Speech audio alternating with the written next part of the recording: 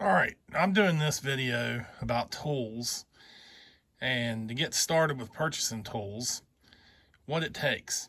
And the reason for my video is I had a lady that I've known my whole life. She's raising her grandson, and her grandson's 18 years old and he's getting ready to start working in the mechanic field. He's wanting to become an equipment mechanic. Right now he's a helper. She reached out to me. My mother had done this lady's hair for years. My mom was a beautician. And the lady knew that through the years I'd acquired a lot of tools and knew that I worked in a similar field. And she asked, how did you go about getting your tools? And how does a young person today get tools on a budget? So that's my reason for this video, to kind of answer that question. And I thought some other people might be able to hear my side, my view, and how I done it, and give them a few tips on how to get some tools themselves to get started. As you can see, you're looking in a drawer here. This is my metric wrench drawer for my bigger metric wrenches in one of my boxes. It looks quite expensive. Not that I have anything spectacularly great. A lot of my tools are older. All these tools are over 20 years old. For a young person today, it would cost them probably 2 to 3 times what it cost me to get this stuff. And this stuff didn't get acquired overnight. It took me a long time to get it, and I'm going to show a few tricks and pointers on how I was able to acquire a good amount of tools on a budget. First off, I'd like to say that if you're getting into the mechanic field or machinist field or small engine field or whatever field that you're going to be needing tools, I would start out by acquiring a simple socket set such as what you see in front of me. This is an older Craftsman set that my mother had bought for me for making the A honor roll back in my high school days. I had gotten that at a Sears store in Columbus, Ohio at Eastland Mall.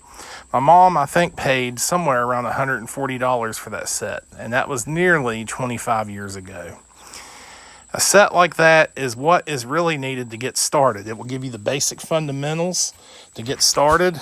You'll have some wrenches, some 3/8 drive, and 1/2-inch drive stuff.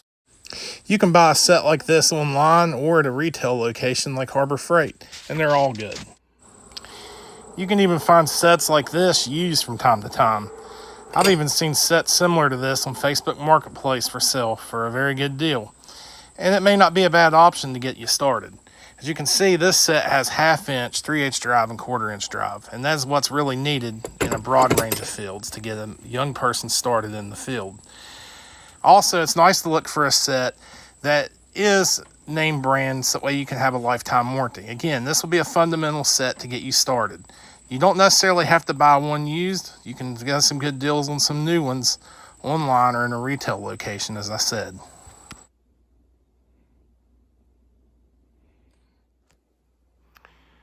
One option for buying some good used tools is looking around at flea markets.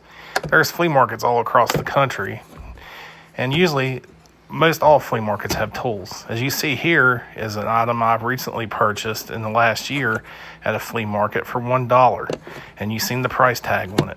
It has a screwdriver with some bits, a claw hammer, and a pair of lineman's pliers. For $1, I couldn't turn it down.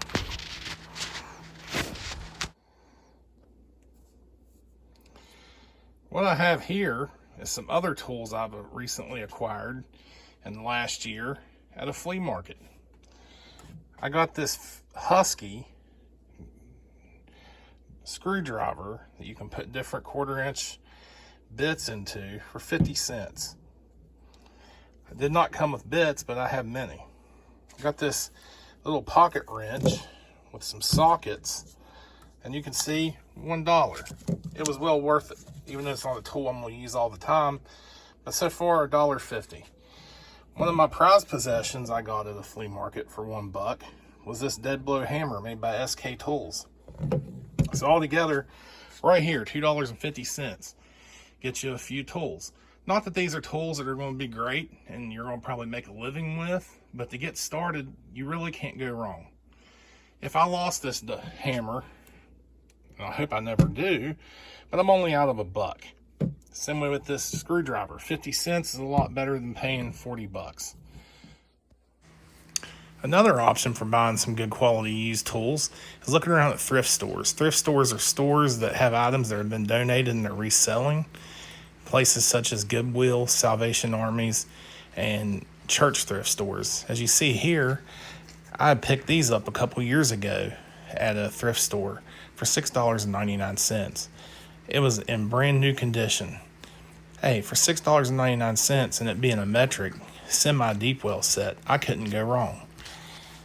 Many thrift stores have tools.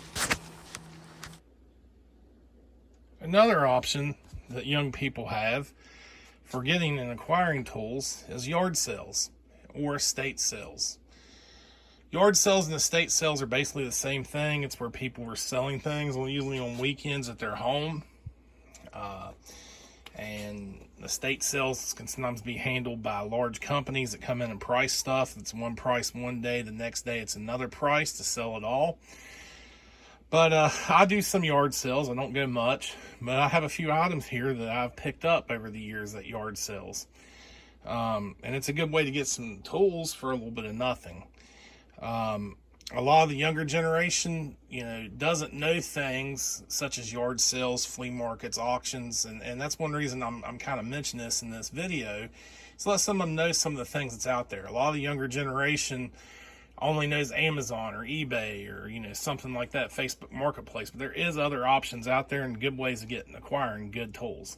So first off, let's get started. I picked this pipe wrench up. It's a rigid pipe wrench. I picked this thing up for like $2 at a yard sale a few years ago. I also picked up a almost new pair of Cobalt needle nose pliers for $2 at a yard sale a few years ago. I got these two chisels. I believe I paid 50 cents for both of them.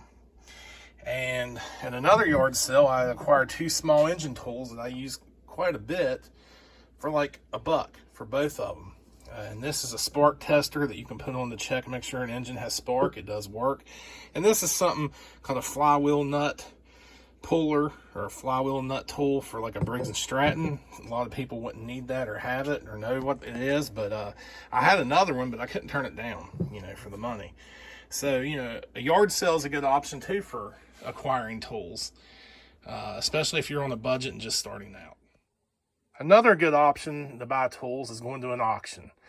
An auction is a situation or an event held by an auctioneer or an auction company where they are selling items that are tagged. Sometimes you have to buy items that are, it could be 30 items in a bundle, there could be one item. And you compete against other people that's in the crowd, and whoever comes out with the highest bid wins the items.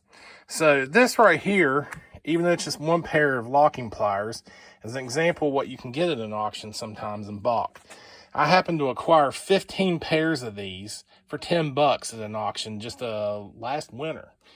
$10, I got 15 pair of these. I've given some away. I take some to my work. I have some here at home.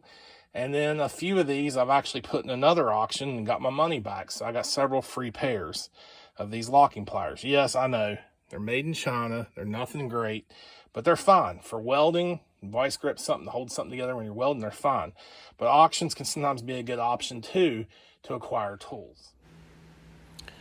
What you happen to see here in these boxes is a flat of wrenches I'd acquired at an auction for $5.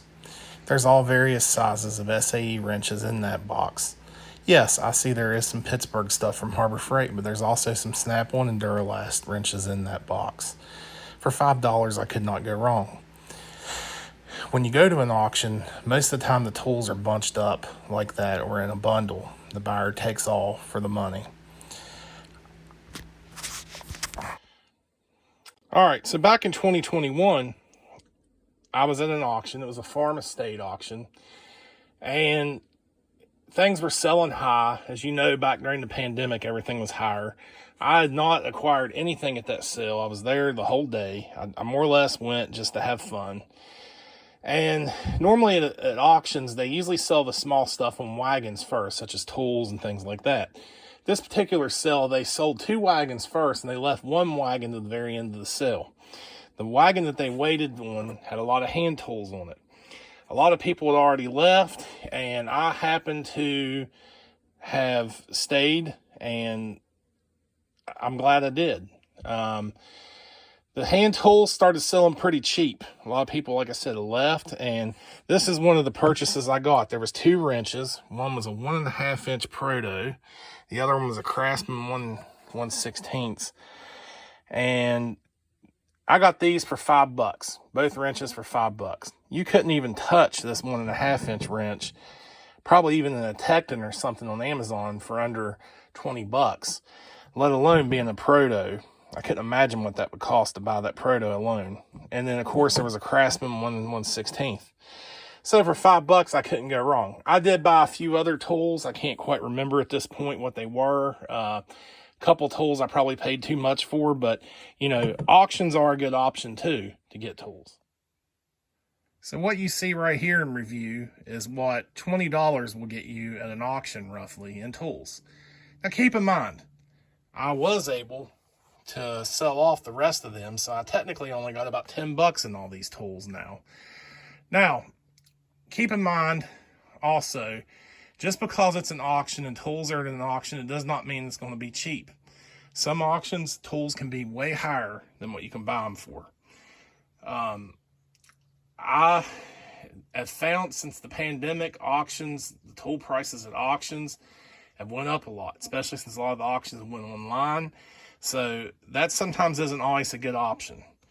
So, but you know, there is a lot of different auctions out there. There's farm auctions, there's consignment sales, there's online sales, different ones that, you know, a lot of people don't know about. And what I always tell people, if you're looking at options to go to auctions, go on AuctionZip, go online, look and see what's out there and go try it out. And, you know, be careful about what you bid on, because it does not mean, like I said, just because it's at auction, it does not mean it's going to go cheap. Because sometimes, and, you know, I sold stuff at auctions, I bought stuff at auctions.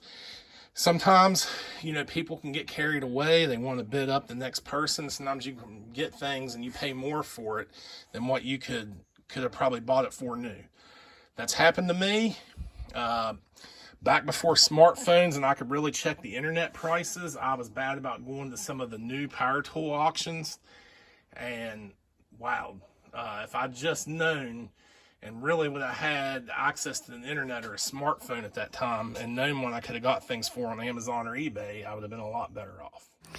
I hope this video helps some of you know the other options that's out there for buying good quality hand tools on a budget. I have all the hand tools I need, and I actually have way more than I need, so I'm no longer really buying hand tools. I would much rather give the opportunity to someone younger than me to be able to purchase tools at a discounted rate rather than me at this point in my life. I do feel that buying new tools is a good investment, but definitely buy in moderation and get started with just what you need. As always, thank you for watching my video, and please subscribe to my channel. I will try to get more content out and do a better job in the future. Thank you so much.